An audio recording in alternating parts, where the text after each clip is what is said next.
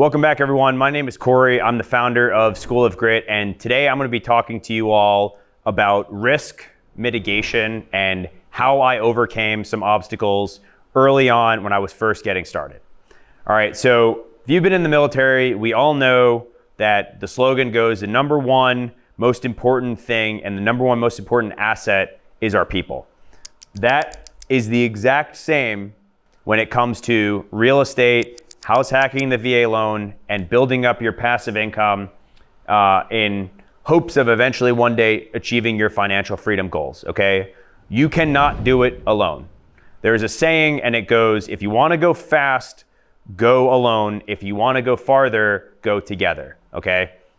I listened to people way smarter than me, and I took the second option and I went along this journey with lots and lots of other people. Some were good, some were bad, but that's all part of the experience. And the good and the bad, everybody teaches you something. So I'm gonna share with you some of my experiences. You have zero experience, you've never done any sort of investing, you've never bought a property, you don't know anything about real estate. That's okay. That's how I started. That's how everybody starts, okay?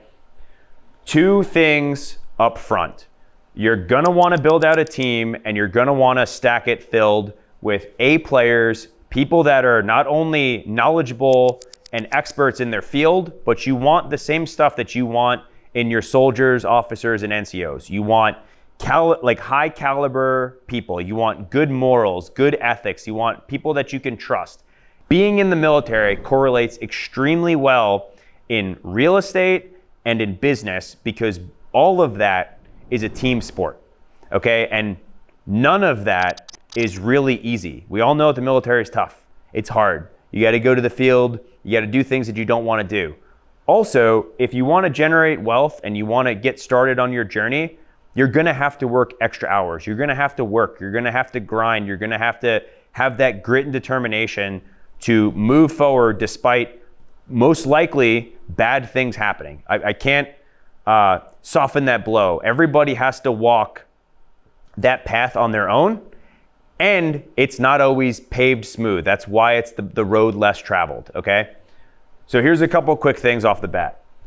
Referrals and mentors, okay? If you get these two, if you figure this stuff out early, all of the other stuff will almost fall into place naturally, okay?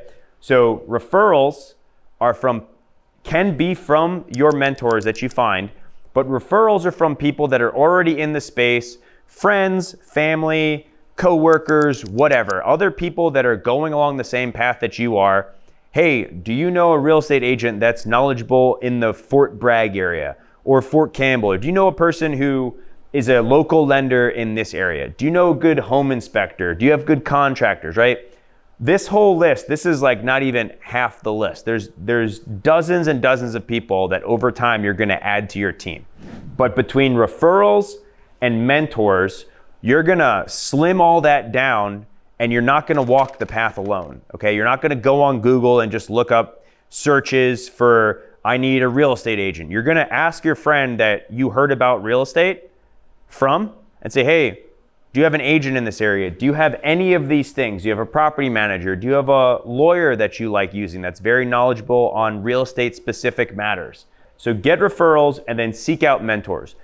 The beautiful part about mentorship is if you have the raw materials, if you're willing to work, if you're willing to put in the time, if you're hungry, if you're honest, and the big one is what I've experienced is mentors want to see that when they tell you something, you chase after it immediately. You don't waste time because generally they're way ahead of you. That's why you're going to them for mentorship. Their time is very valuable. They're generally doing well financially and in life. And if you go to them, they want to see everybody else that's coming up behind them. They want to see those people be successful. Regardless of what you've seen out there and other social media and stuff, I promise you, it's been my experience that when you find high caliber mentors, they want you to be successful and they will help you do that. Why? Because they were in your shoes 15, 20 years ago, sometimes 5 years ago, maybe last year they were in your shoes. And they know how hard it is to get started and they want to see you be successful because you remind them of like a younger version of themselves, and they're like, I'm gonna help this guy or girl out. Okay, so referrals and mentors, extremely powerful. All these other people, okay, your agent, your lender, inspector, contractors, lawyers, property managers, cleaners, lawn care, landscaping, and also your tenants. Why did I say tenants? Because a lot of times your tenants are friends of yours. In my experience, especially when you talk about VA loan house hacking, your tenants can be your friends. Your family can come live with you and split your mortgage. I've done that. During COVID, my sister came up and lived with me at my condo in Columbus, Ohio. Times were really tough. We bonded together and we worked on my property. And for that couple of months during COVID, when it was financially difficult, we house hacked and we split my mortgage. And then after that, they moved out and we all moved out. And then I got the property rented, and now that property cash flows for about $450 a month. It is through all of these things that you're going to learn the stuff and the information that you need to be successful in this business. I'll tell you specifically, I found a mentor very early on in my journey, and it was before I bought anything. It was a good friend of mine. We played lacrosse in college, and it was his father.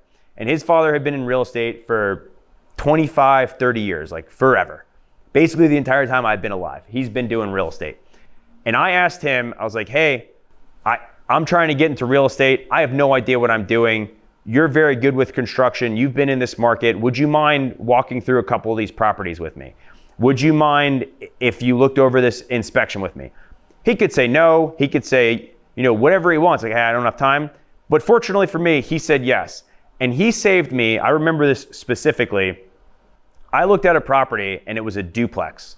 And what I didn't see was the structural issues with this property. There was a lot of flashing up on the roof. The roof was, it was a mess. And I thought that it was fine just because I didn't know any better. But he's like, hey, real value to get this thing up to where it really needs to be, it's gonna be about $75,000 or $80,000. So in that deal, I was brand new. I had already put my earnest money down, and I ended up losing $1,000 in that process. That was very painful. It was a little bit embarrassing because I didn't really know much better. But I also saved about $80,000 because I found a mentor early on. I was willing to learn, I was willing to take the risk, and I was willing to get started. And he gave me his advice, and he's like, don't buy this property. So I listened. If you follow that journey, I ended up with a condo that was a phenomenal investment for me because I waited, because I listened. And then about 2 years later, 18 months after that, I ended up buying a duplex because I waited, and I waited for the right time, and I bought a much, much better property in a great area. And that was, along my journey, if you've been following along, that duplex property was probably the largest and best investment that I made that really attributed most to my financial success and my ability to get and work my way out of the military and achieve my financial freedom.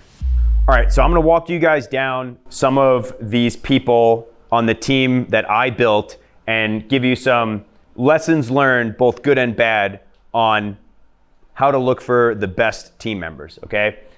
So your agent. I've had good agents, I've had great agents, and I've had not so great agents, okay? Again, all of these come back to your referrals and your mentors, okay? I have not had a bad referral from a mentor or somebody else on a personal referral basis, okay? That's real data. They've all been phenomenal.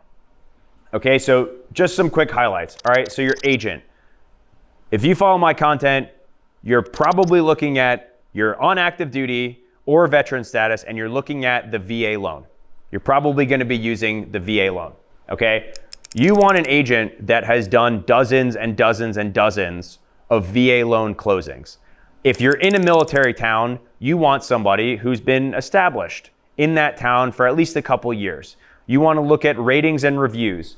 You wanna, again, go back to the referral. If it's a referral from one of your friends or somebody that does business, you can generally take that. If you trust that person, you can generally take that as a good reference to move forward with that agent. Lenders. I've talked about this in other videos. Very similar to agents, and sometimes, in fact, most times, your agent will go hand in hand with your lender. They generally work together. They do all their closings together. And also, most of the time, these three kind of go together.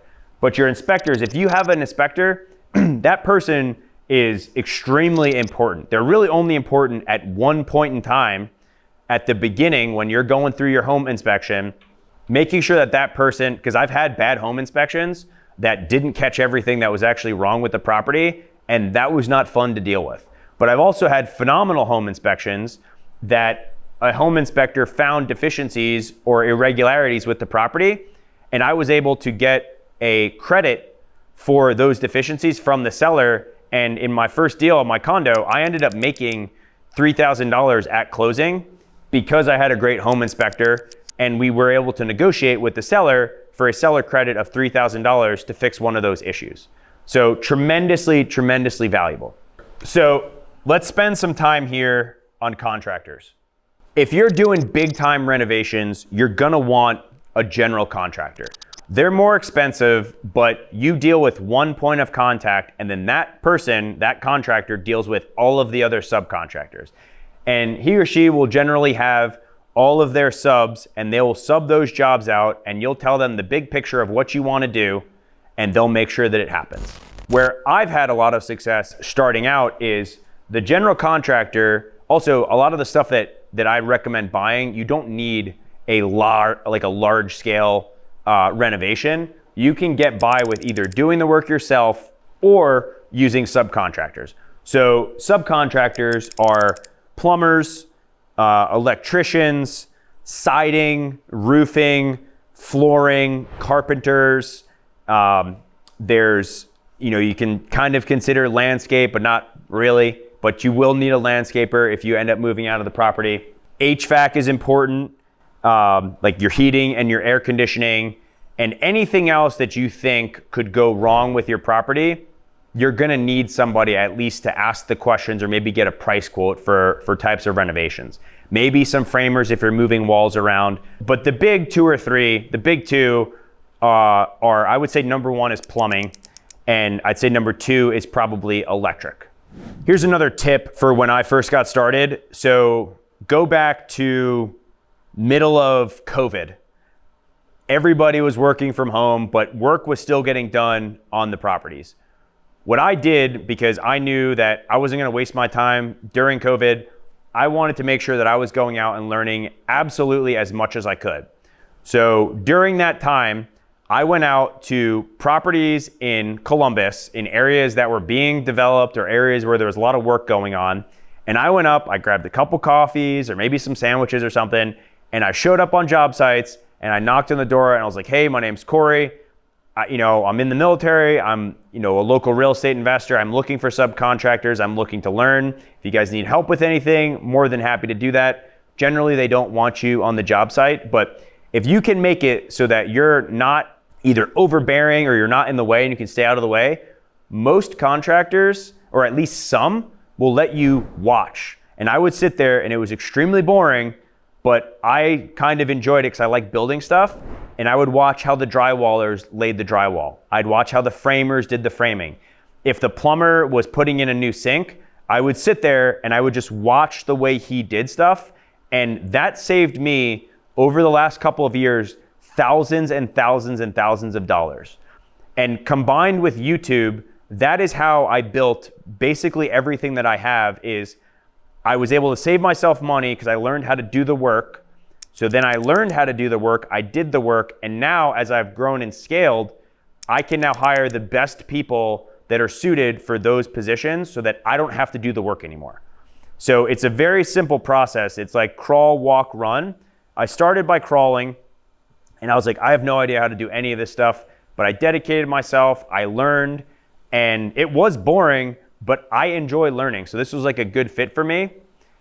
If that's not your thing, and you're still seeking financial freedom, then I live by the phrase, and maybe you've heard this before, but do what you must to get to your end state and your goal. If you don't like doing this stuff, but it's working for you or it's worked for other people, You don't have to like it. That's not the goal. The goal is to get to your end state.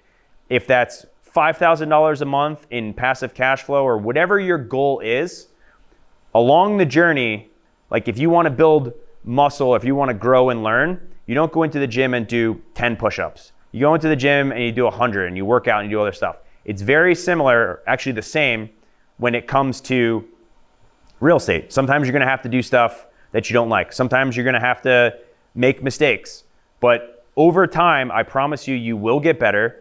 I promise you things will get easier because you'll get smarter and more knowledgeable.